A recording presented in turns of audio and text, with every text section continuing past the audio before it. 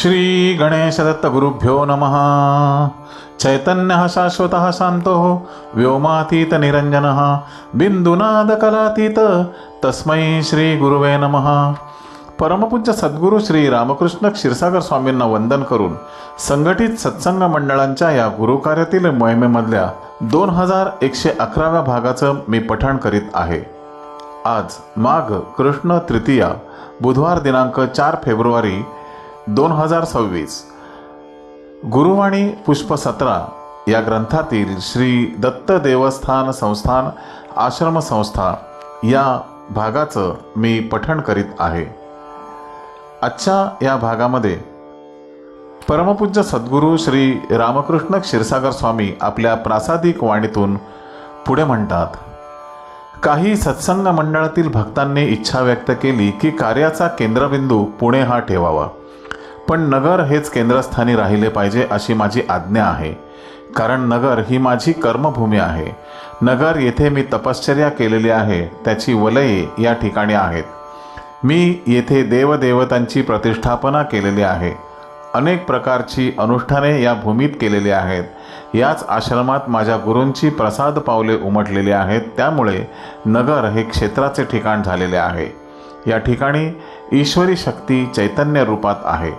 ही शक्ती सुचिरभूतता पाळली नाही तर मलूल होऊ शकते, पण नष्ट होत नाही।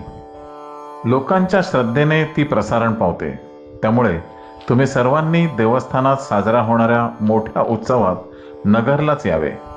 या ठिकाणी भक्त अभक्त हौसे नवसे अपात्र सत्पात्र सगळेच येतात। त्यामुळे ईश्वरी शक्तीला या ठिकाणी आशीर्वाद देण्यासाठी उपस्थित राहावेच लागते। भगवंतालाही भक्तांची ओढ असते। यासाठी कर्मभूमी महत्त्वाची। इथे प्रत्येक उत्सवाला भगवंताचा मेळा भरतो। भक्तीला उधाण येतं। जे निसंशयी भक्ती करतात त्यांना आनंद प्राप्त होतो। जे संशयी असतात त्यांना काहीच प्राप्त होत नाही। त्यामुळे वेगळी चूल मांडू नये। नगर हे क्षेत्र मी तुम्हाला आधार देण्यासाठी उभे केलेले आहे। तुम्ही जर इतरत्र केंद्रे उभारली तर तुम्ही गुरु कर्तव्याला मुकलात असे मी समजतो। मी गुढीपाडव्याच्या दिवशी सकाळी आश्रमावर ध्वजारोहण करतो। तो धर्मध्वज आहे। त्याच्यावर धर्माची विशिष्ट प्रतीके आहेत। चंद्र सूर्य आहेत, म्हणजे जोपर्यंत चंद्र सूर्य आहेत तोपर्यंत हा धर्म तळपत राहणार आहे। हा धर्मध्वज अखंड फडकवत ठेवणं हे तुमच्या सर्वांचे कर्तव्य आहे। आश्रमात संरक्षक नेमलेले आहेत। काही बंदूकधारी आहेत। रात्री त्यांची गस्त चालू असते। दर 1 तासाने त्यांनी काठी वाजवत सभोवताली फेरी मारायची असते अशी आज्ञा आहे। देवाभोवती खडा पहारा हवा। या कार्यात कसूर केलेली मला चालत नाही। दुपारच्या वेळेस निवासात देवतांची विश्रांतीची वेळ असते। त्यावेळी कोणीही तिथे आवाज केलेला मला आवडत नाही। माझ्या देवतांविषयीच्या भावना अतिशय तीव्र आहेत। देवांच्या विश्रांतीत शांततेचा भंग होऊ नये म्हणून मी लहान मुलांना खेळायला परवानगी देत नाही। दुपारी दर्शनाला येणाऱ्या लोकांनी वेळेपूर्वी आल्यास शांतपणे मंडपात बसून नामस्मरण करावे। मी या स्थानाची व्यवस्थित घडी बसवलेली आहे। लोकांशी चांगले संबंध कसे ठेवावेत हेही शिकवलेले आहे। माणसे जोडणं हे फार महत्त्वाचे आहे। दुसऱ्याला संतुष्ट ठेवण्याचा प्रयत्न करा। या स्थानाचा सर्वेसर्वा भगवंत आहे। कोणीही त्याच्यापेक्षा मोठा नाही। कोणी स्वतःला फार मोठा समजायला लागला की तो खालच्या पायरीवर कधी येईल सांगता येत नाही। शेपूट डोक्यावर जाता उपयोगाचे नाही। तुम्हाला ज्ञान प्राप्त झाले असे तुम्हाला वाटणार, पण तुम्हाला काय प्राप्त झाले हे आम्ही पाहणार। आज ना उद्या तुमचे स्थान नवीन लोक घेतील। त्यावेळी तुमचा आदर्श त्यांच्यापुढे राहिला पाहिजे। इथे हक्क सांगणारा कोणीही फार काळ टिकत नाही। अशा संस्था चालवणे हे या काळात मोठे कठीण काम आहे। हे सगळे मी तुमच्यासाठी करतो। तुमचे कल्याण हाच मुळी माझ्या जन्माचा हेतू आहे। वेदांवर या स्थानावर टीका करू नका, वेडेवाकडे बोलू नका। या कार्याला असेच पुढे चालू ठेवणे ही तुमची जबाबदारी आहे। माझे आशीर्वाद आणि ईश्वरी शक्ती तुमच्या पाठीशी आहे। या स्थानात बसून कोणाची निंदा करू नका। जो असा वागेल तो या शक्तीपासून दूर फेकला जातो। इतकेच काय तर त्याला आधार मिळणेही दुरापास्त होते। हा भगवंताचा आधार ज्याला त्याला भक्तीवर व सदाचरणानुसार मिळत असतो. तुमच्यावर जी संकटे येतात त्याला तुम्हीच कारणीभूत असता.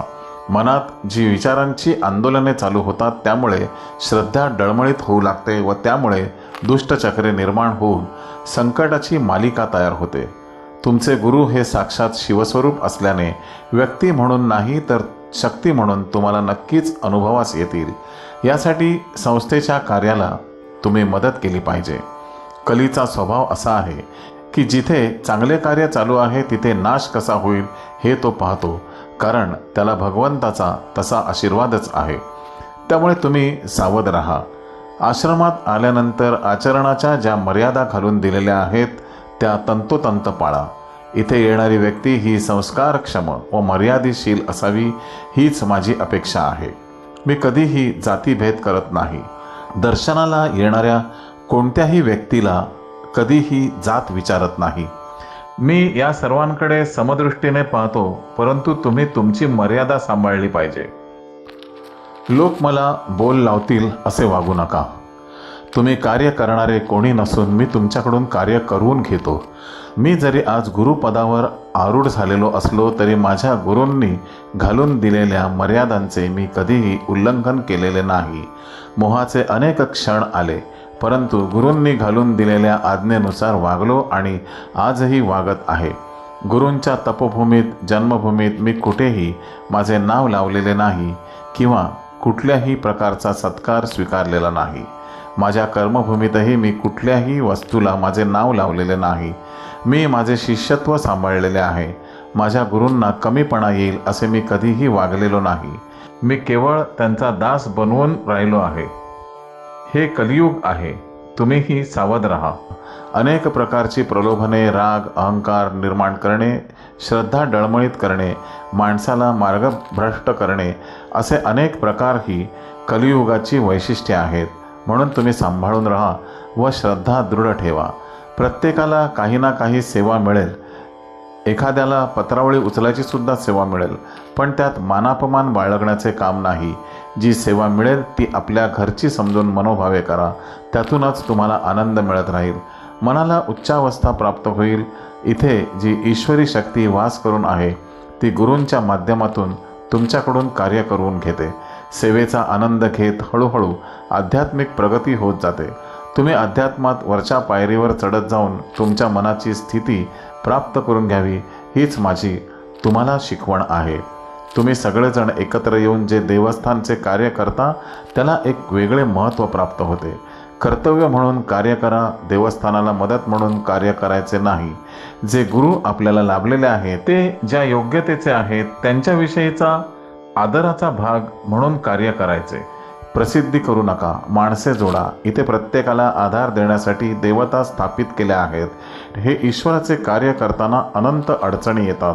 मलाही आल्या, कारण ईश्वरी शक्तीबरोबर दैत्य शक्तीही उदय पावत असते व ती सत्कार्याच्या मार्गात अडथळे निर्माण करते. या गोष्टी अनादिकालापासून घडत आलेल्या आहेत. मी तुम्हाला आधार दिलेला आहे, त्यामुळे तुम्ही ते अडथळे पार कराल. श्री गुरुदेव दत्त. गुरुबंधू आणि भगिनींनो, आजचे हे पठण परमपूज्य सद्गुरूंच्या चरणी सादर अर्पण. पुन्हा भेटूया गुरुवाणी पुष्प 17 या ग्रंथातील पालखी या पुढील भागासाठी. श्री गुरुदेव दत्त.